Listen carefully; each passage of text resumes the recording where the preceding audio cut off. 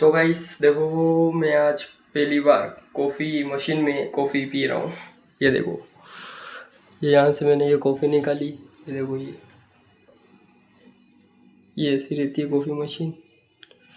इसके ऊपर ये ऐसी टंकी रखी हुई है और इसको अंदर देखते हैं अपन क्या है। तो ये देखो गाइस, ऐसा कुछ ऐसा रहता अंदर इसके।